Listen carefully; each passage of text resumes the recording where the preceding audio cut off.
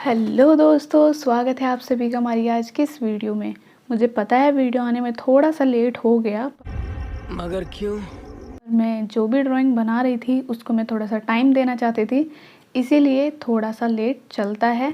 अब हम अपनी ड्राइंग को आगे बढ़ाएंगे, जो कि हमने इसका फर्स्ट पार्ट अपलोड कर दिया था जिसमें हमने आउटलाइन की थी। आज हम शेडिंग से स्टार्ट करेंगे। और तो पिछला पार्ट तो आप लोगों ने देख ही लिया होगा। नहीं। अगर नहीं देखा आप लोगों को डिस्क्रिप्शन में उसका लिंक मिल जाएगा। हम बना रहे थे MS धोनी सर की, वैसे आपने टाइटल में देख लिया होगा। तो उसका हमने आउटलाइंस ड्रॉ की थी। बाकी मैं आउटलाइंस के लिए एक और बात बोलूँगी, जब भी आप किसी भी फ़ोटो की आउटलाइन ड्रॉ करें उसमें आप लोग थोड़ा सा टाइम दें। मुझे लगता है आपको पूरे फ़ोटो में टाइम देना चाहिए, पर आउटलाइन एक मेन पार्ट है जिससे आपकी ड्राइंग स्टार्ट होती है।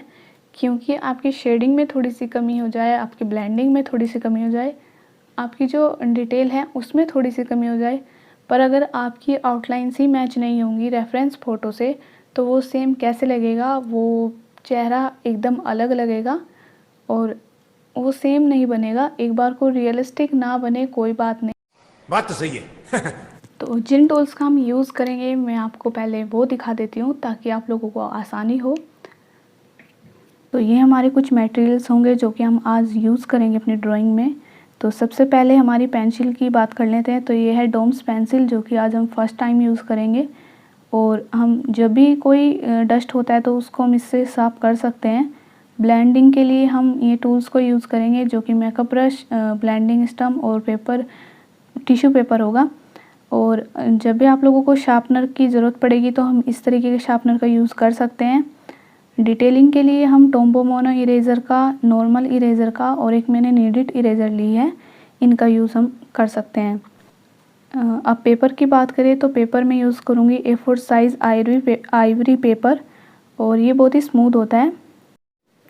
तो मैंने आप लोगों को सारे टूल्स दिखाए। तो एक सबसे मेन बात, आप लोग ये ना सोचें कि अगर आपके पास इनमें से कोई टूल नहीं है तो आप लोग ये ड्रॉ नहीं कर सकते। अगर आप लोगों के पास ब्लेंडिंग चीज़ के लिए जो आप ब्लेंड कर रहे हो उसमें टिश्यू पेपर है, या फिर कॉटन बड है, या फिर नॉर्मल कॉटन है, या फिर ब्रश है, या उसके अलावा अगर आपके पास पेपर स्टम्प है, तो इनमें से अगर आपके पास एक या दो चीज़ है तो आपका काम बन जाएगा। तो सबसे पहली बात इम्पोर्टेंट है कि आपके पास एक ब्लेंडिंग स्टम्प हो, थोड़ा सा वो इम्पोर्टेंट हो जाता है।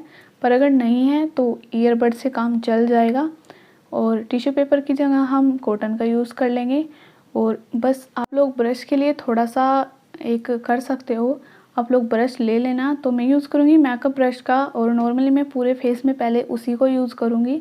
तो मेकअप ब्रश एक इम्पोर्टेंट चीज़ हो जाती है क्योंकि हम हेयर्स के लिए उसको ज़्यादा यूज़ करते हैं। मैंने इसमें स्किन में भी यूज़ किया है। तो जब भी आप लोग ड्राइंग को स्टार्ट करें, सबसे पहले आप लोगों को लेयर्स में काम करना है, ये चीज़ आपको ध्यान रखनी होगी। उसके लिए आप लोगों को सबसे लाइट शेड से स्टार्ट करना होगा।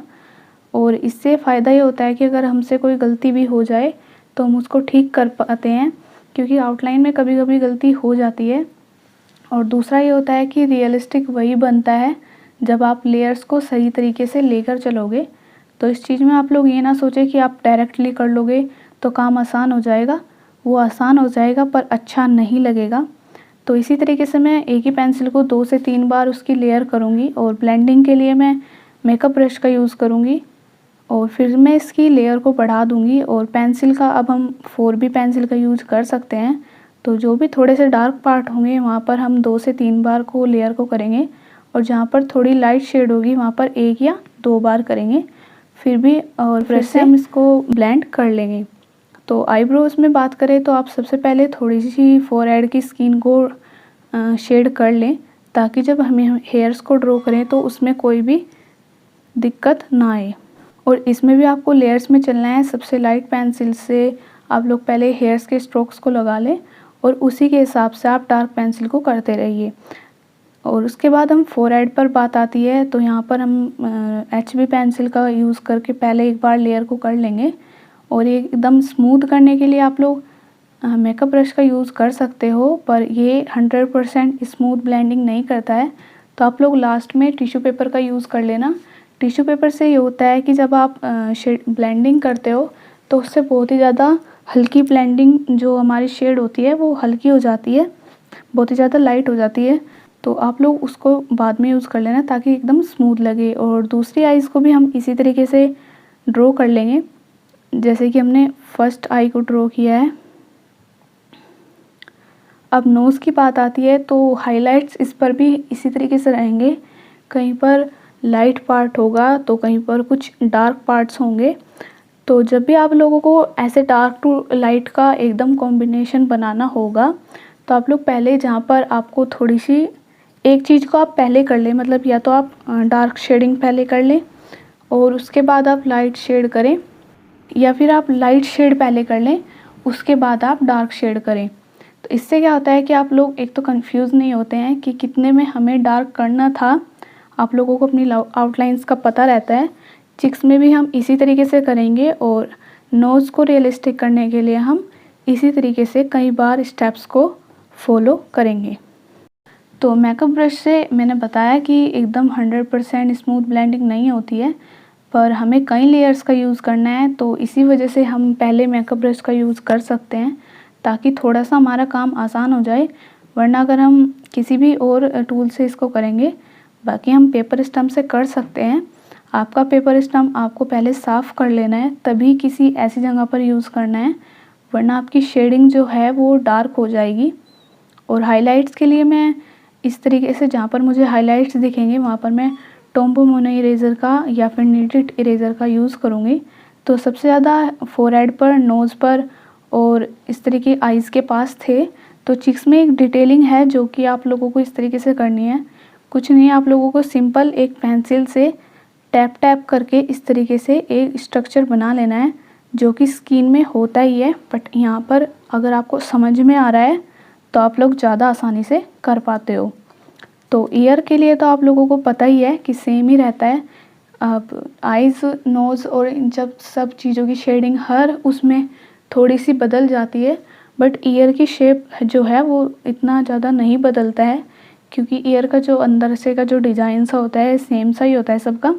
तो इसमें भी हम इसी तरीके से शेडिंग कर लेंगे। लेयर्स पर ही आपको चलना है, डायरेक्टली मत चलना वरना वो रियलिस्टिक नहीं लगेगा। आपकी सारी शेडिंग एकदम स्मूथ ब्लेंड होनी चाहिए और जब आप डिटेल कर रहे हो तो वो एक पार्ट लगना चाहिए आपकी स्किन का जो कि आप ड्रॉ कर रहे हो, तभी वो रियलिस्टिक लगेगा। थोड़ा पेशेंस के साथ कीजिएगा, ये मत सोचिएगा कि जल्दी जल्दी हो जाएगा, उससे जल्दी नहीं होगा, आपका और ख़राब हो जाएगा। तो थोड़ा पेशेंस के साथ टाइम देकर तब किसी चीज़ को करना है। और लिप्स में भी हम इसी तरीके से करेंगे। इसके लिए मैंने पहले एक लिप्स को आप पहले शेड कर लें ताकि कन्फ्यूज़न ना हो कि इसमें हमारी जो बीच की शेडिंग थी या बीच की जो लाइन थी वो कहाँ पर कैसे आप ड्रॉ कर सकते हो। तो इस तरीके से आप लोग पार्ट्स में डिवाइड करके कर लीजिएगा।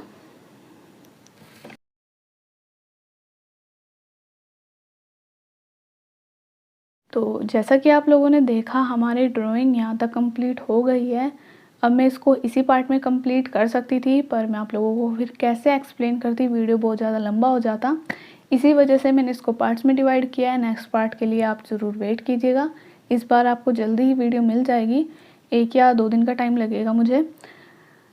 ओके, तो यहाँ पर हम इस वीडियो को ख़त्म करते हैं। अगर आप लोगों को कोई भी डाउट हो तो आप लोग कमेंट में मुझे बता सकते हो। मैं कोशिश करूँगी, अगर मुझे आता होगा तो मैं आप लोगों को ज़रूर बताऊँगी। बाकी अगर आप लोगों को मेरी वीडियो अच्छी लगी हो तो लाइक, शेयर एंड सब्सक्राइब करना ना भूलें। Thank you so much video को यहाँ तक देखने के लिए। मिलते हैं नेक्स्ट वीडियो में।